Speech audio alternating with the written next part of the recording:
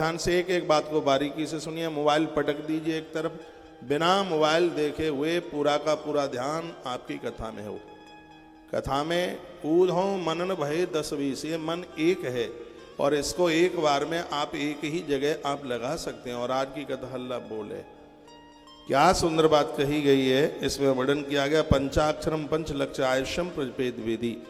यदि आप दीर्घ आयु, लंबी आयु और निरोगी जीवन जीना चाहते हैं तो गुरु मंत्र में कोई भी मंत्र क्यों ना मिला हो, भगवान को अपना सब कुछ समझ करके ओम नमः शिवाय एक माला का नित्य जप करें। कल मैंने बोला है गुरुमुख से सुन करके ही आप ओम शब्द आप लगा सकते हैं, नहीं तो ओम शब्द किसी भी मंत्र में लगाने का बिल्कुल अधिकार है ही नहीं, ऐसा भी वर्णन किया गया है। तत्पश्चात कहा कि जो स्त्री अपने स्त्री जीवन से बहुत ज़्यादा परेशान है और ये कहे कि भगवान अगली बार हमें स्त्री नहीं बनना है, हमें पुरुष बना दीजिए। सुनने में आपको कुछ अटपटा सा लग रहा होगा, लेकिन यह शिव महापुराण की बात बिल्कुल सत्य है। और श्लोक नंबर 123 नंबर का श्लोक है, विद्येश्वर संहिता अध्याय नंबर 17 और श्लोक नंबर 1, 2, 3 123। इस 123 नंबर के श्लोक में लिखा है कि जो नारी ऐसा संकल्प लेकर के इस मंत्र का जप करती है कि अगली बार हमें स्त्री नहीं बनना, भगवान महादेव हमें पुरुष बना दीजिए, तो क्या लिखा है, स्त्री त्वापन्यार्थं तु पंचलक्षम जपेत पुनः मंत्रेण पुरुषो भूत्वा क्रमान मुक्तो भवेत बुधः। इस मंत्र के प्रभाव से उसका स्त्रीत्व नष्ट हो जाएगा और वह अग्रसर जन्म में स्त्री न बनती हुई उसको पुरुष के रूप में उसे जीवन प्राप्त हो जाएगा। कैसी रही बात? नई सी बात है, बात बड़ी अद्भुत है। लेकिन आप माँ भी बनी हैं, आप स्त्री बनी हैं, तो यह भी बड़ा पुण्य है, ये बड़ा पुण्य है। अपने स्त्री जीवन से आप डरिए मत, आप घबराइए मत, ये धरती तो आपके ऊपर टिकी हुई है। हमारे वेद पुराणों ने जितना आदर माताओं को दिया है इतना पुरुषों को नहीं। अगली बात कही गई है कि यदि कोई क्षत्रिय सोचता है कि क्षत्रिय जीवन मैंने जिया, मुझे आनंद नहीं मिला, अगली बार हम ब्राह्मण बन जाएं। श्रीमद् भागवत में एक ऐसी कथा आती है राजा मुचकुंद की। जब भगवान ने उनको दर्शन दिए तो कहा वरदान मांगिए, तो मुचकुंद ने कहा राजा बनकर के शांति नहीं मिली, प्रजा बहुत थी मेरे पास, धन संपदा भी कहीं कोई कमी नहीं रही, लेकिन हे भगवान ये राजा बन करके मुझे आनंद नहीं मिला, तो आप यह वरदान में दे दीजिए अगली बार मैं क्षत्रिय नहीं, अगली बार मैं ब्राह्मण बनना चाहता हूँ। भगवान श्री कृष्ण ने कहा ऐसा ही होगा और वर्णन किया गया कि वही मुचकुंद नाम के राजा अगली बार में सदानंद ब्राह्मण बने, जिनकी कथा सत्यनारायण व्रत कथा में आती है। ये धरती पर सदानंद ब्राह्मण बन के आए। और मैं कहूँगा ताली बजाओ तो जोर से नहीं, बिल्कुल मत बजाओ। यदि कोई क्षत्रिय से ब्राह्मण बनना चाहता है तो क्षत्रिय पंचलक्षेना क्षत्रत्वम अपनेष्यति पुनश्च पंचलक्षेना क्षत्रियो ब्राह्मणो भवेत्। उसको 10 लाख ओम नमः शिवाय का जप करना पड़ेगा, 5 लाख क्षत्रिय तो को समाप्त करने के लिए और 5 लाख जप है ब्राह्मण बनने के लिए। इस प्रकार से क्षत्रिय पंचलक्षण क्षत्रोत्तम अपनिष्यति, 2 बार पंचलक्षण का है, पुनश्च पंचलक्षण, फिर एक 5 लाख और जप करे, क्योंकि क्षत्रियो ब्राह्मणो भवेत्। फिर वह निश्चित रूप से क्षत्रिय ब्राह्मण बन करके धरती पर जन्म लेगा। मंत्र सिद्ध जपाशैव क्रमान भुक्तो भविष्वरा वैश्यस्व पंचलक्षेण वैश्यत्म निश्यति। वैश्य के लिए भी वर्णन किया गया है। उसके लिए कहा गया है कि तुम्हारे घर से कभी कोई भूखा न जाए, तुम अपने वैश्य धर्म को निश्चित रूप से उसका पालन कर सकें। रामायण में भी वैश्य के लिए 2 बातें कही, एक महादेव की पूजा और एक अतिथि सत्कार। गुरुदेव वशिष्ठ ने तो यहाँ तक कह दिया कि भरत, ऐसा वैश्य जिसके यहाँ से कोई भूखा चला जाता है और भगवान शिव का पुजारी नहीं है, तो उसके मृत्यु पर सोचना चाहिए कि इसका जन्म धरती पर क्यों हुआ, उसका जन्म धरती पर नहीं होना चाहिए था। यूँ तो किसी के ही घर से कभी कोई भूखा ना जाए, लेकिन विशेष रूप से वैश्य की देहली से तो कभी कोई भूखा ही ना चला जाए। स्वयं भगवान महादेव की वंश परंपरा में एक वैश्य पैदा हुए हैं जिनको आप माहेश्वरी के नाम से आप जानते हैं। भगवान शिव की कृपा से उनका आगमन, उसका जन्म धरती पर हुआ। भगवान शंकर की पूजा चारों वर्णों के लिए सुखद है। माताएं बात ना करें, मैं आपको ही देख रहा हूं, बिल्कुल भी चर्चा नहीं, आप कथा सुनिए, अद्भुत बातें हो रही हैं, माइक खोलिए। तो किसी भी वर्ण में जन्म क्यों नहीं हुआ है, भगवान महादेव का मंत्र और भगवान शंकर की पूजा, चारों वर्णों को जप करने का, पूजन करने का पूरा अधिकार शिव महापुराण के अंतर्गत बताया गया। तो फिर कहा गया है कि पुनश्च पंचलक्षिणा मंत्र ब्राह्मण उच्यते कनिष्ठच्चैव नमस्ते नः पंच विश्लक्षत विक्षता मंत्र विप्रत्तमाबध्या पश्चात शुद्धो भवे ध्वजा नारी वा अथवा नरो वाद ब्राह्मणो वान्येव चः नमोन्तं वा नमः पूर्वा मातुरः सर्वदा जपे तथा श्रीराम तथैवोयं गुरु निर्देशयत् क्रमात्। जो भी चारों वर्ण के लोग हैं, जो भी कोई भी मंत्र आप जपते हैं, गुरु निर्देशयत् क्रमात्, यह मंत्र आप गुरु के निर्देश में ही जपें। उनसे मंत्र सुने, मंत्र को शुद्ध करें, विधि पूछें, तब ही ये मंत्र अपने आप में प्रभावी होंगे, नहीं तो फिर इन मंत्रों का कुछ भी मिलने वाला नहीं है। स्पष्ट लिखा है, कहा गया है गुरु निर्देशयेत् क्रमात्, गुरुजनों के निर्देशन में ही ये साधना की जाए तो ये ज़्यादा फलीभूत होती है। साधकः पंचलक्षान्ते से प्रीत्यार्थ में वही, मैं कहूँगा जैसे दवाई डॉक्टर के बताने पर ली जाती है तो दवाई फायदा करती है, यदि अपने मन मुताबिक ले लिया तो दवाई निश्चित रूप से कहीं किसी भी प्रकार की दिक्कत भी दे सकती है।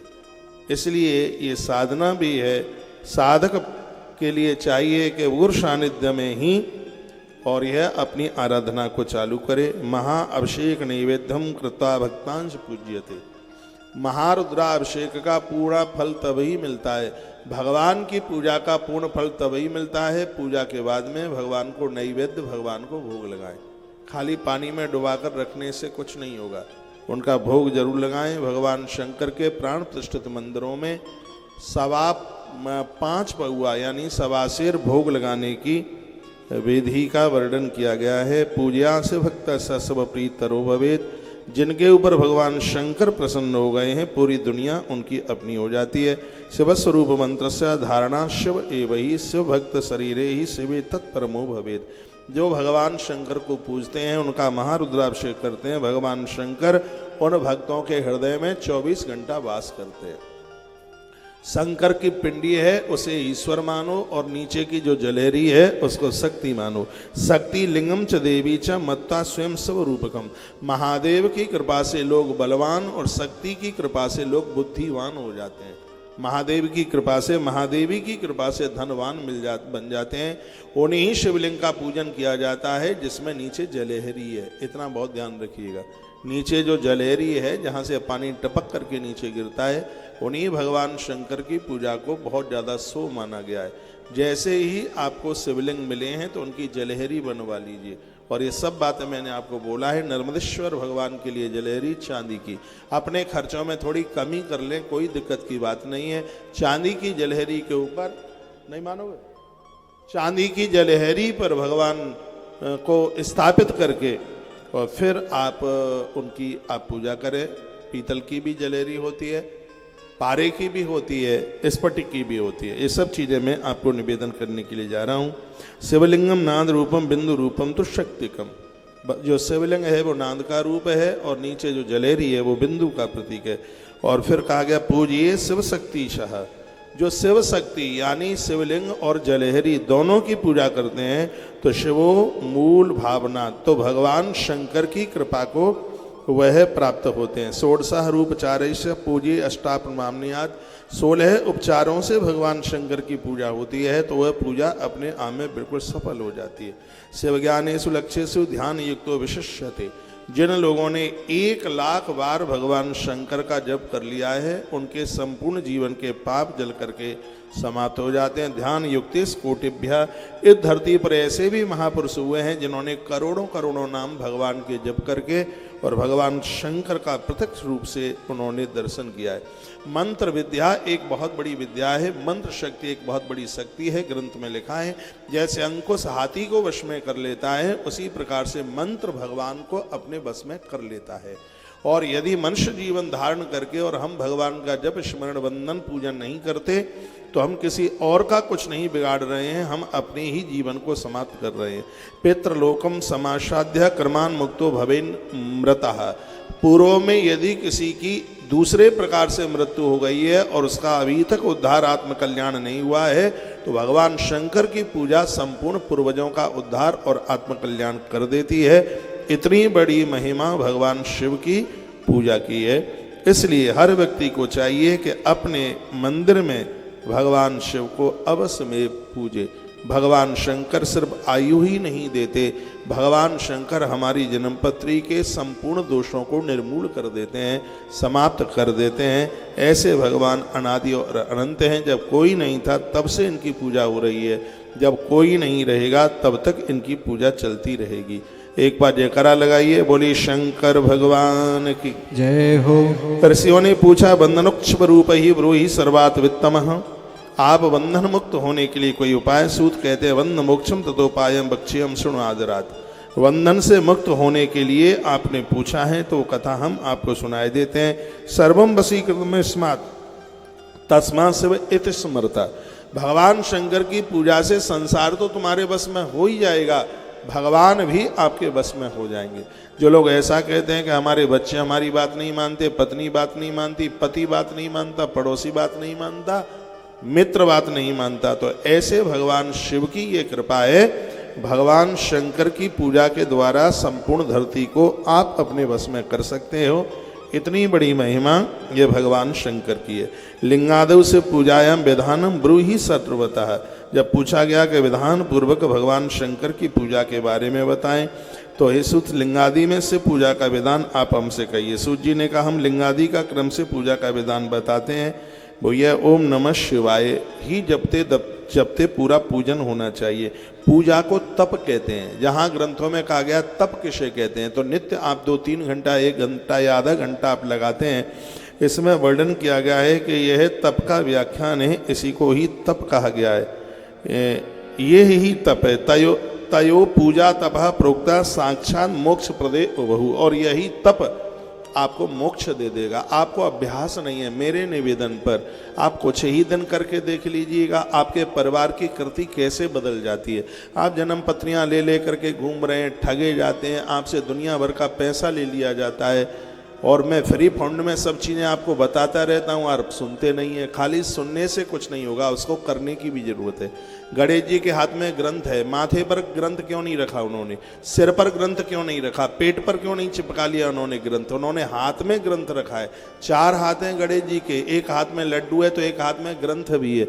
गणेश जी हाथ में ग्रंथ लेकर के कहते हैं कि ग्रंथों की बात माथे में ही नहीं, जो ग्रंथों में लिखा है वो हाथ के द्वारा क्रियान्वित होना चाहिए, उसको करके बताओ।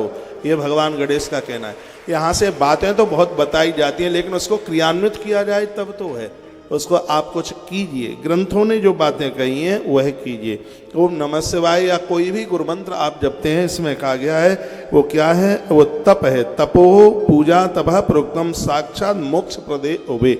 धरती पर संसार के भोगों से मुक्ति और मरने के बाद में मुक्ति, ये तप हमें प्रदानित कर देता है। एक भी दिन ऐसा ना निकले जिस दिन आप देवी देवताओं को वंदन पूजन प्रणाम ना करें। आपने जो भी सत्कर्म पुण्य किया है तो उसका पुण्य आज नहीं तो कल, कल नहीं तो परसों मिलेगा। आप कहते हैं कि हम अनादिकाल से पूजा करते हुए आ रहे हैं लेकिन उसका फल नहीं मिल रहा है। इसलिए फल नहीं मिल रहा है क्योंकि पूर्व के अपराध इतने इकट्ठे हो गए हैं कि उनको जलाने में थोड़ा टाइम लग रहा है, उनको समय लग रहा है। जैसे ही पूर्व के अपराध जल जाएंगे प्रारब्ध का कपाट खुल जाएगा, किए गए सत्कर्म का फल तत्काल प्राप्त हो। तो ये तप की परिभाषा महिमा बताई गई है जो साक्षात मोक्ष प्रदानित करने वाला है। उनका विस्तार से यदि हम वर्णन करें तो भगवान शंकर भी उसका पूर्ण रूप से विस्तार पूर्वक वर्णन नहीं कर सकते। स्वयंभूलिंग, बिंदुलिंग, प्रतिष्ठा किए गए लिंग, चरलिंग, गुरुलिंग, जो गुरुजनों के हाथों से जो मिला है उसको गुरुलिंग के नाम से जाना गया है। और इस पिंडी का प्रभाव अपने आप में बहुत ज़्यादा है। कहा पृथ्वी के विकार से उत्पन्न होने वाला अन्न भी भगवान का पूजन करके उसका भी दोष है वो अपने आप में बिल्कुल समाप्त हो जाता है। देवता और ऋषि स्वयं इन भगवान की पूजा करते हैं, तो हमें और आपको इन परमात्मा की पूजा क्यों नहीं करनी चाहिए। जो ऐश्वर्य की प्राप्ति चाहते हैं ऐसे लोगों को नित्य ही भगवान की पूजा करनी चाहिए। शुरू में तो मन लगेगा नहीं, लेकिन जब आप पूजा करते रहेंगे तो निश्चित रूप से आपको अभ्यास हो जाएगा, इसके बिना आप रह नहीं सकते। स्वयं ऐश्वर्य मापनोति ज्ञान अभ्यास तो भवेत। ऐश्वर्य मिलेगा आपको, आप जो चाहेंगे, आपने जो संकल्प किया है वो सब सिरा दे, ध्यान रख पूरा, वह सब आपको प्राप्त होगा। तत्पश्चात शिवलिंग की पूजा की कुछ विशेष बातें बताई गई। ऐश्वर्यम पुरुषम विद्या अणिमा अष्ट सिद्धिकम। भगवान शंकर की पूजा करने से 8 प्रकार की सिद्धि और 9 प्रकार की निधियां मिल जाती हैं। कोई 6 महीने लग करके पूजा कर ले, उसको उसकी सिद्धि में, उसकी साधना में उसको सिद्धि मिल जाएगी। स्पष्ट कहा, ऐश्वर्यम पौरुषम विद्या अणिमा अष्ट सिद्धिकम। 8 प्रकार की सिद्धियां उनको प्राप्त हो जाएंगी, इतनी बड़ी यह महिमा है इनकी। स्वर्णलिंगम तो वैश्यानाम महाधनपतित पदम। वैश्यों के लिए सोने के लिंग की बात कही गई है, वो स्वर्ण के लिंग पर महारुद्रा अभिषेक कर सकते हैं।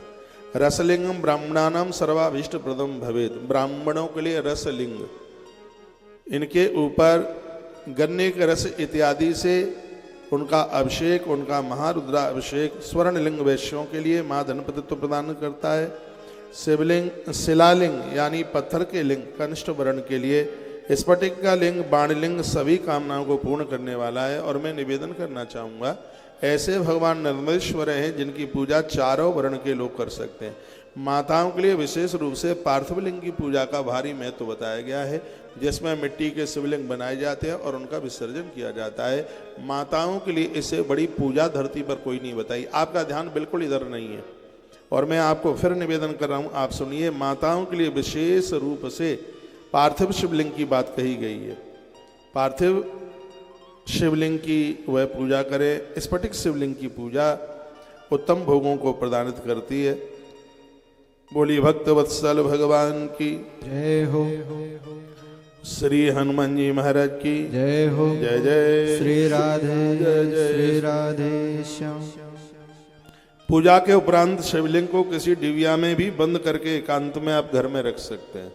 जैसे कहीं आप जा रहे हैं, अपने शिवलिंग को सबको नहीं ऐसे आप रख सकते। जैसे हम लड्डू गोपाल जी हैं, आज तक हमने इनको कभी अटैची में बंद नहीं किया। कहीं भी बाहर भी गए, ट्रेन में हो, सड़क पर हो, हवाई जहाज में हो, भगवान संग ही रहते हैं।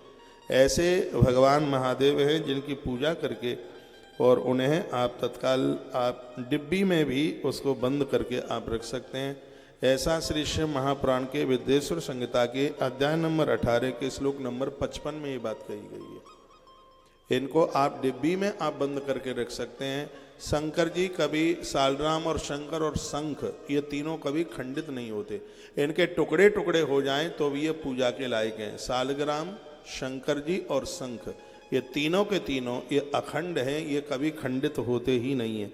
पूजा के उपरांत शिवलिंग की किसी भी डिब्बी में बंद करके घर में कहीं भी कहीं किसी एकांत में आप रख सकते हैं। लिखा है पूजान्ते स्थापये लिंगम संपुटेषु पृथक ग्रहे कर पूजा निवृत्तानाम सभोज्यम तु निवेदयेत।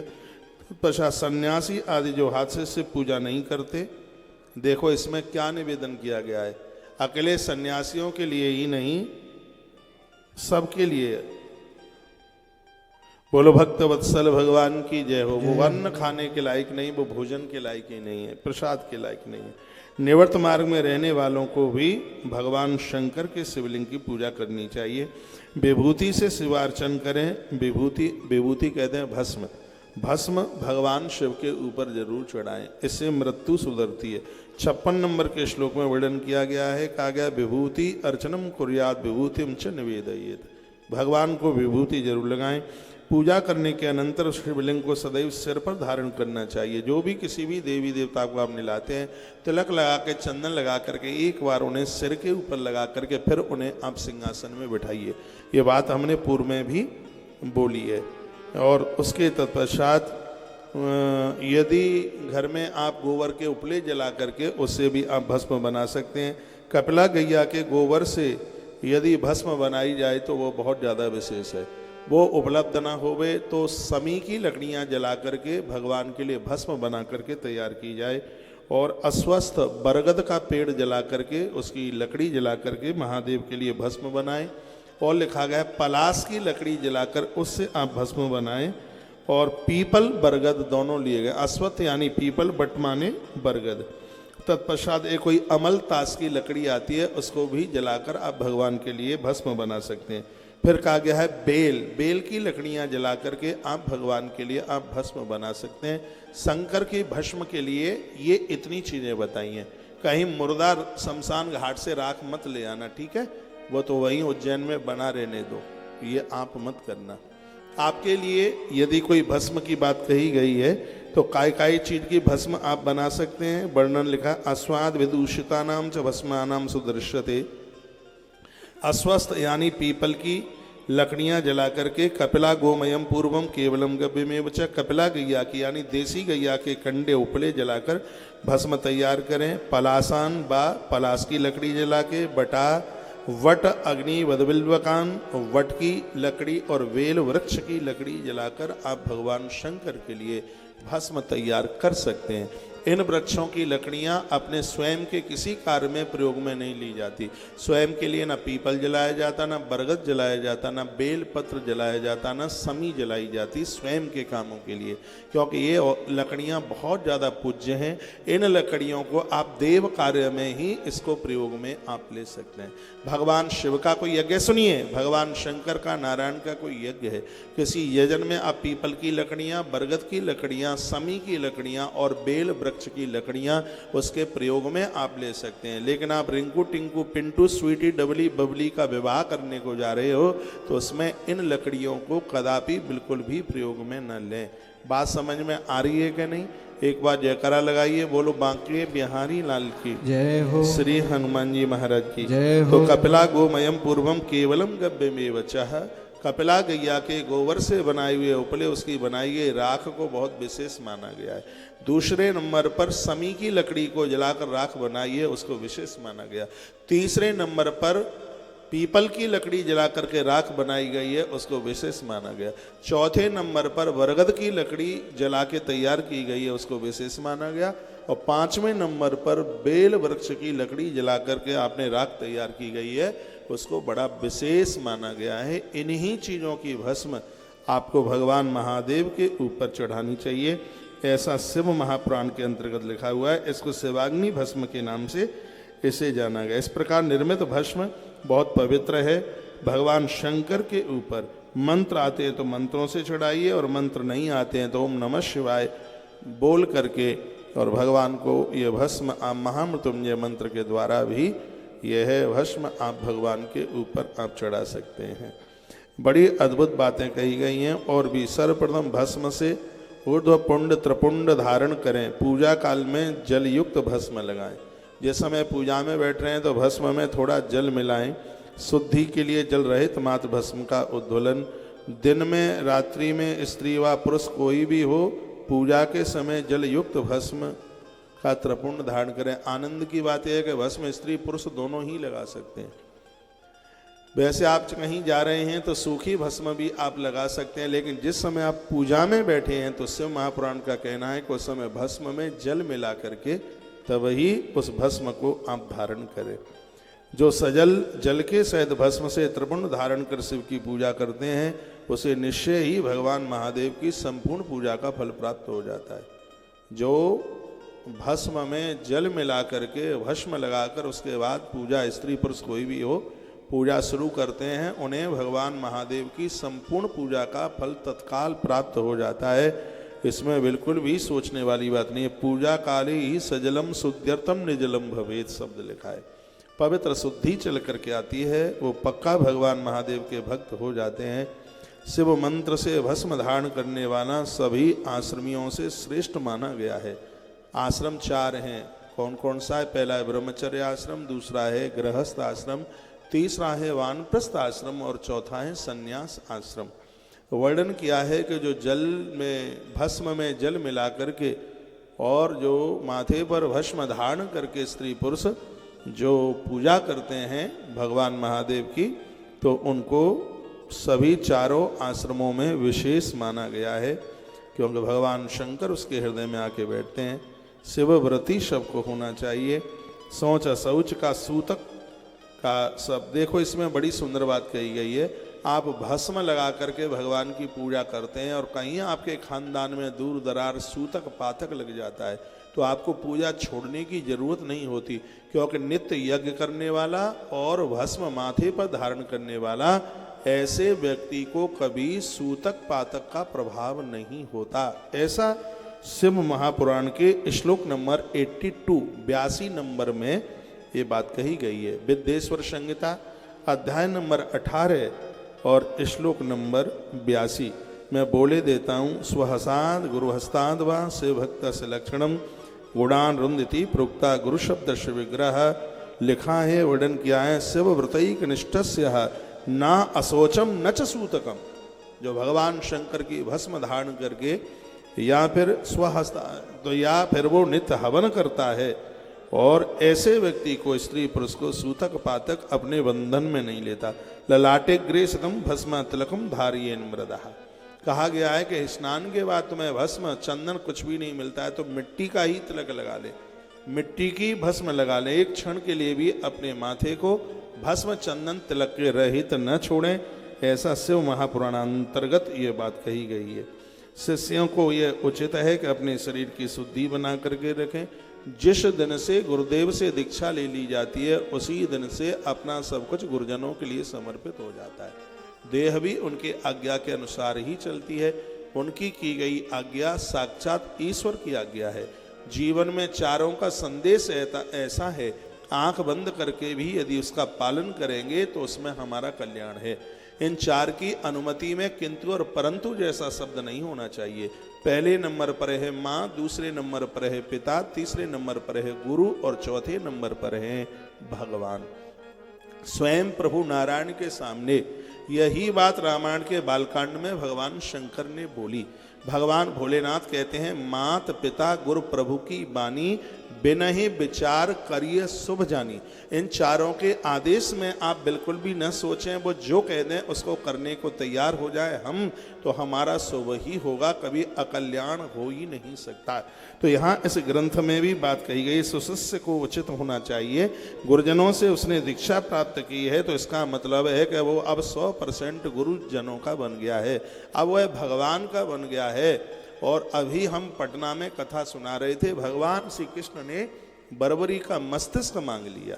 एक क्षण के लिए बर्बरी सोचते रह गए तो भगवान ने कहा, तो क्या हमने कुछ ज्यादा मांग लिया है? तो बर्बरीक ने कहा, ज्यादा नहीं मांगा, यदि इतना भी ना मांगते होते तो मुझे गुरुदक्षिणा देने में लाज भी लगती, शर्म भी लगती। गुरुदेव ने जीवन बदला है, उसके लिए यदि हम मस्तिष्क भी काट करके दे दें तो भी वो दक्षिणा में कम है, ऐसा महात्मा कबीर ने कहा। गुरुदेव हमारे जीवन में वो सत्ता है, वो शक्ति है, जिनकी कीमत चुकाने में, जिनके संदेश के द्वारा हम जो भी समर्पित कर दें, हमारे पास अपने शरीर से लेकर के हमारी संस्कृति में ऐसा कुछ भी नहीं है जिससे हम उनकी दक्षिणा को चुका सकें। तो यहाँ सूत शौनक ऋषियों को बड़े अद्भुत रूप से सावधान करते हुए कहते हैं, वो कहते हैं कि शिष्य की परिभाषा है जो गुरुदेव के शासन में रहता है उसे शिष्य कहते हैं। गुरु किसे कहते हैं? जो अपने शिष्य जनों का मान बढ़ा दे, उनका गौरव बढ़ा दे, उसे गुरु कहते हैं। कितनी अच्छी बात कही है, मन गदगद हो गया इस शब्द कह करके। तस्माद वही शासने योग्य शिष्य यत्त विधीयते। जो अपने गुरुजनों के अनुशासन में रहता है, जो अपने गुरुजनों के अनुशासन में रहता है उसे शिष्य कहते हैं, और जो अपने शिष्यों का गौरव बढ़ा देता है उसे गुरु कहते हैं। यह बड़ी अद्भुत बात कही गई है। गुणान रुंदित प्रोक्तो गुरु शब्दस्य विग्रह। ये देखने में मानवीय रूप लगता है लेकिन ये मानव नहीं है, ये तो जल आकाश धरती वायु और अग्नि की तरह है। वही ईश्वर ने ही अपनी एक शक्ति गुरु के रूप में धरती पर प्रकट की है। गुरुजनों को चाहिए ऐसा जीवन जिए जिससे उनके शिष्यों का गौरव बढ़े। वो किसी को परिचय भी दें और कहें कि हम फला गुरु के शिष्य हैं, तो सामने वाला भी महात्मा कहे, धन्य है आपको इतने अच्छे गुरु मिले हैं। गुरुजनों को ऐसा जीवन जीना चाहिए। भगवान शंकर सुना रहे हैं कथा, गुरुजनों को ऐसा जीवन जीना चाहिए जिससे उनके शिष्यों का गौरव बढ़ जाए, गर्दन ऊंची हो जाए, समाज में गर्दन उठा करके कह सकें कि हम उनके शिष्य हैं। गुरु लोग ऐसा जीवन जिए, स्वर नहीं मिल रहा कहीं से। और शिष्य के लिए भी कहा गया है तस्माद वही शासन योग्य शिष्य यत्न विधीयते। शिष्य को चाहिए कि वो गुरुजनों के अनुशासन में अपनी परंपरा के अनुसार तिलक लगाइए, कंठी रुद्राक्ष पहनिए और मंत्र का जप कीजिए, गुरुजनों के साथ संवाद रखिए, उनसे आते जाते रहिए। 3 साल बाद में मिलोगे फिर कहोगे गुरुजी हमें पहचाना, क्या पहचाना? 3 साल के बाद है। अपने परिवार से तो तुम हर महीने में 15 दिन में 25 दिन में आप मिलते हैं, तो वह भी आपके परिवार का एक अंग है। हमारे 2 ही रिश्तेदार, एक तो अपने सदगुरु प्यारे, दूजे श्री भगवान, दूसरे श्याम सरकार, हमारे 2 ही रिश्तेदार। आपके घर में 4 लोग हैं तो उसमें +2 और कीजिए, एक अपने गुरु महाराज और एक अपने भगवान, अपने इष्ट देव, उनको भी जरूर आप जोड़िए, फिर जिंदगी जीने का आनंद देखिए। शिष्य पुत्र इति प्रोक्तः सदा शिष्यात् योगतः। गुरु जी के जीवन में शिष्य है वो अलौकिक पुत्र है, शिष्या है वो अलौकिक बेटी है, बेटी है वो। शिष्य गुरु लोग संतान न होने के बाद भी वो संतानहीन नहीं होते, वो पुत्र न होने के बाद में भी वो पुत्रवान होते हैं, क्योंकि धरती के जितने भी वो लोग हैं वो उनके बेटा और बेटियां हैं।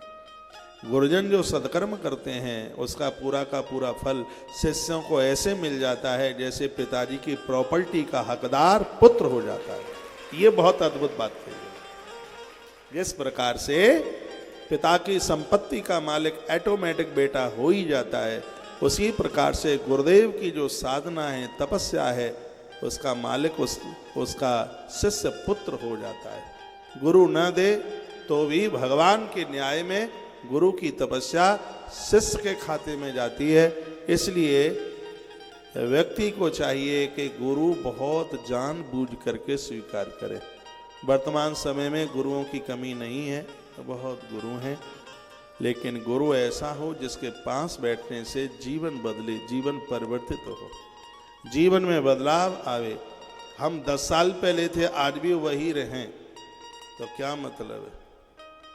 कभी कभी ऐसा होता है कि अपना बर्तन औंधा रखा हुआ होता है, फिर दोष गुरुओं को दिया जाता है। वर्षा 4 घंटे चले लेकिन घड़े का मुंह ही नीचे हो तो उसमें तो एक बूंद नहीं आएगी। इसलिए गुरुजनों की कृपा के लिए पात्रता चाहिए। गुरु दरबार में जब लोग चल करके आते हैं तो बहुतों को बहुत कुछ मिल जाता है और बहुतों को कुछ भी नहीं मिलता, तो फिर इसमें गुरु का दोष नहीं, इसमें कमी हमारे पात्रता की है। एक बार महात्मा बुद्ध काशी आए तो भगवान बुद्ध का आना काशी में हुआ, तो काशी नरेश उनको मिलने को गए बाहर और प्रार्थना करी, कहा गुरुदेव कल आप हमारे घर पधारे तो हमें बड़ा अच्छा लगेगा। गुरुजी ने न्योता स्वीकार किया तो 50 चेलों के सहित वो आ गए वहां। रात में उसने अधोटा दूध बनाया, अभिमानी था, राजा था, अहंकारी था। कहा गुरुदेव मैंने आपके लिए ऐसा दूध बनाया कि तुमने जीवन में कभी ऐसा दूध पिया ही नहीं होगा। आप 56 चीजें खिलाएं अच्छी बात है, लेकिन ये घमंड या अभिमान नहीं होना चाहिए। जो हमने खिलाया जिमाया वो तो इन्होंने कभी देखा ही नहीं होगा। तो राजा के मुंह से कुछ ऐसी भाषा निकली, ऐसा दूध तुमने जिंदगी में कभी पिया ही नहीं होगा, ऐसा दूध हमने आपके लिए बनाया है, जरा अपना कमंडल आगे करो तो उसमें मैं दूध डाल दूं। तो भगवान बुद्ध ने कमंडल आगे किया तो उसमें कीचड़ भरा हुआ था। राजा ने कहा कि मैं इसमें दूध नहीं डालूंगा, इसमें कीचड़ भरा हुआ है, पहले कमंडल साफ करो गुरुजी, उसके बाद में मैं इसमें दूध डालूंगा। यदि सहज होता, सरल होता शिष्य तो कमंडल अपने हाथ से साफ करता, वो गुरु को नहीं बोलता। गुरुदेव ने कहा अरे अरे अरे कोई बात नहीं है, वो मैं साफ नहीं कर पाया। गुरुजी ने कमंडल साफ किया, राजा ने दूध डाला तो रानी ने कहा प्रणाम तो करो, और रानी के कहने से उसने प्रणाम किया, लेकिन गुरुदेव ने आशीर्वाद नहीं दिया। तो राजा ने कहा कि मैंने आपको प्रणाम किया है और आपने आशीर्वाद नहीं दिया। तो गुरुजी ने कहा नहीं, आशीर्वाद नहीं दूंगा, क्योंकि आशीर्वाद के लिए पात्रता होनी चाहिए। राजा ने कहा क्यों नहीं दोगे? गुरुजी ने कहा मेरी इच्छा है मैं नहीं दूंगा। कहा नहीं, आशीर्वाद तो देना पड़ेगा। तब महात्मा भगवान बुद्ध ने कहा, भले आदमी ये बता, मेरे कमंडल में कीचड़ भरा हुआ था, इसमें तूने दूध नहीं डाला, तो क्या मेरा आशीर्वाद दूध से भी सस्ता है क्या? तेरे हृदय के कमंडल में अहंकार का कीचड़ भरा पड़ा है, मैं इसमें आशीर्वाद कैसे डाल दूं? ये भगवान बुद्ध के शब्द थे। हम संतों के पास जाते हैं, अभिमानी बन करके जाते हैं, अविवेकी बन करके जाते हैं। संत मिलन को चालिए तज माया अभिमान, जो जो पग आगे धरे तो कोटि यज्ञ समान। इनके दरबार में तो निराभिमानी बन करके जाओगे, सब कुछ प्राप्त कर लोगे। फिर गुरुजनों को दोष दिया जाता है, हमें तो कुछ मिला ही नहीं है। औरों के काम हो जाते हैं, सबके काम क्यों नहीं हो जाते? क्योंकि वो गुरु के दरबार में उन्हें भगवान मान करके चला है और ये साधारण सा इंसान मान करके चला है, इसलिए अंतर हो जाता है। अरे भैया, पुजारी के काम बनते नहीं हैं और हम आप जैसे दर्शनार्थी मंदिर में जाते हैं तो हमारे काम बन जाते हैं। ऐसा क्यों? हमारे लिए तो मंदिर का भगवान भगवान है, लेकिन पुजारी को तो लगता है कि मुझे तो, कोई भी पुजारी, सब पुजारी ऐसे नहीं है, लेकिन फिर भी ऐसा होता है। टाइम से मंदिर ना खुले, टाइम से आरती ना हो, तो उसको लगता है पत्थर की प्रतिमाएं, पाषाण की प्रतिमाएं, मुझे तनख्वाह मिलेगी इसलिए मंदिर खोलता हूँ, मंदिर बंद करता हूँ। दर्शनार्थियों के काम बन जाते हैं, उनके काम नहीं बनते, क्योंकि दर्शनार्थियों के हृदय में वो भगवान है और उसके हृदय में वो साधारण सी प्रतिमा है। बस यही अंतर चल करके आ जाता है। ताली आपने को ज़्यादा तो नहीं बजा दी है।